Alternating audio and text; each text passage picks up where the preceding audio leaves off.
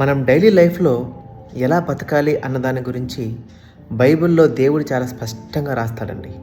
కానీ మనమే దాన్ని అనుసరించకుండా ఎటుటో వెళ్ళిపోతూ ఉంటాం.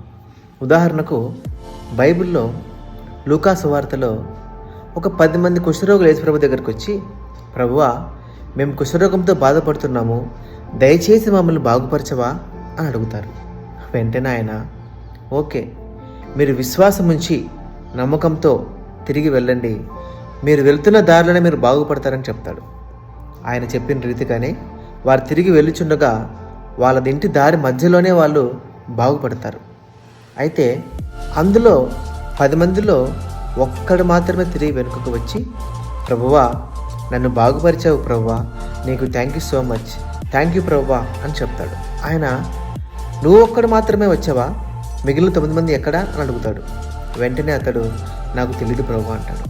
ఓకే, దేవుణ్ణి మహిమపరచడానికి 10 మందిలో ఒక్కడు మాత్రమే వచ్చావా, చూసారా ఈ సమరయుణ్ణి, ఒక్కడు మాత్రమే వచ్చాడని చెప్పేసి తిరిగి నీవు నీ సమాజ మందిరానికి వెళ్ళి నీ యాజకుడిని కనపరుచుకో అని చెప్తాడు.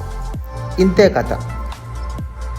అయితే ఇందులో నాకు అర్థమైంది ఏంటంటే, మనం డైలీ లైఫ్లో దేవుని దగ్గర నుంచి కానీ, మనుషుల దగ్గర నుంచి కానీ, మన స్నేహితుల దగ్గర నుంచి కానీ ఎన్నో సహాయాలు తీసుకుంటూ ఉంటాం.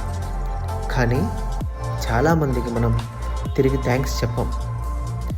మన ఇంట్లో వాళ్ళతో, మన ఇంట్లో వాళ్ళే కదా ఎందుకు అనుకుంటాం, స్నేహితులతో, ఆ స్నేహితులే కదా ఎందుకులే అనుకుంటాం, మనకన్నా చిన్నవారితో వాళ్ళకి ఎందుకు చెప్పడం అనుకుంటాం.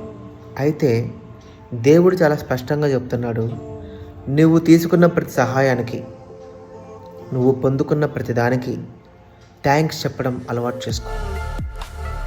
ఈ యొక్క 2024లో మనం ఎంతోమంది దగ్గర నుంచి ఎన్నో సహాయాలు తీసుకుంటాం.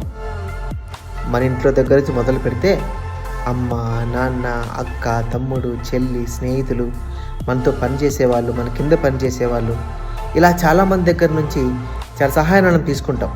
అయితే చాలామందికి మనం థ్యాంక్స్ చెప్పడం మర్చిపోయి ఉంటాం. సో యేసుక్రీస్తు చెప్పిన రీతిగా గ్రాటిట్యూడ్ అనేది చాలా అవసరం. థ్యాంక్స్ చెప్పడం నేర్చుకుందాం. బైబిల్లో దేవుడు చెప్పిన రీతిగా నడుచుకోవడానికి ప్రయత్నం చేద్దాం. Thank you so much.